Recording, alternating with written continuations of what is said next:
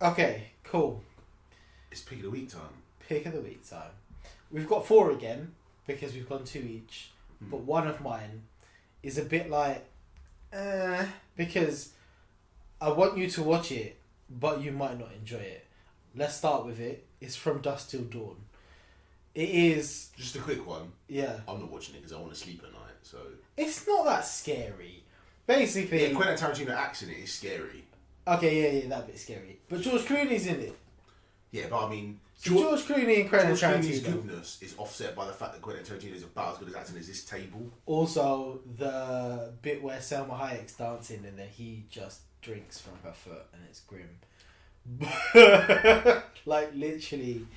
But I need to have that's a cold the shower point. now. That's the point of it. His character is just fucked up. So basically, they all end up Clooney, Tarantino, Harvey Keitel.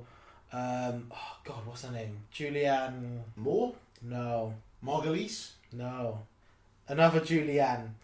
For separate reasons, all end up in this bar on the border near between Mexico and America, and they all get locked in, and then it's just like a vampire killer movie, but it's I'm looking so up for Julianne, good. by the way. Yeah, do it. Juliette Lewis. Juliette, that's it. Juliette Lewis. Not even close. What do you mean? I said Julianne. That's not far. It's such a good movie, and then there's a series that actually helps delve into it more. But That's on it's Netflix, sensitive, isn't it? It is. Robert Rodriguez, one of his best directing. I don't think it's his debut, but it's one of his best directorial pieces. Definitely worth a watch. They're all on Netflix. All of it's on Netflix. The TV show, the movie. Definitely check it out. Your I'll do pick. mine. I've Yeah. got 2 as well. Mm-hmm. I'm going to go with the one definitely no one's ever seen. Okay. It's called Nobody Walks in LA. What is it? It's a tiny, tiny independent film made by a bloke called Jesse Shapiro. Mm-hmm. The basic premise is this. He finds out that his fiance has cheated on him, although he doesn't fully know all the details about what's happened. He just thinks she slept with this man or something like that's happened.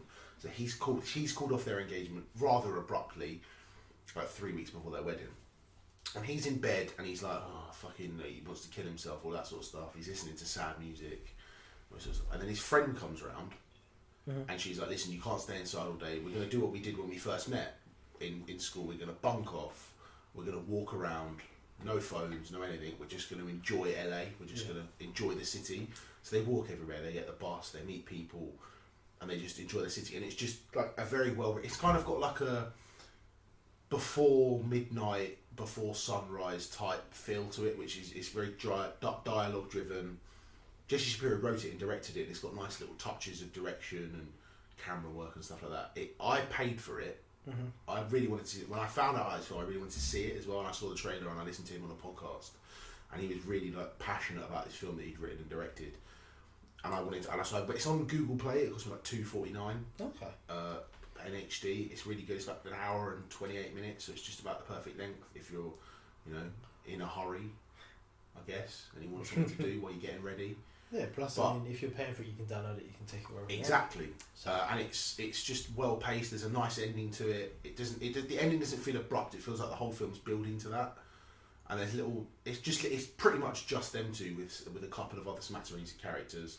It's kind of a love letter to LA, I think, because that's a city that is been featured in a lot of films as either like a harsh underbelly in films like The Big Sleep, or in sort of LA Confidential and stuff like that, or it's La La Land where it gets on top of you and the city isn't what it was, or the LA Story with Steve Martin, the same sort of thing where it all gets on top of you and you don't really know what to do anymore. But this is just a man who genuinely loves everything in LA and just wants to make a film to showcase that, and it's just really nice. You should watch it. Help tiny independent films, and just it's on Netflix. It's not on Netflix. It's on Google. It's on Google Play. Play for it. So it's good fun. that it's worth paying for. Exactly. Mine, it's another one. It's more topical because in the March Madness theme. James Mangold obviously released Logan this month. but it's not the first Wolverine movie he's done. It isn't.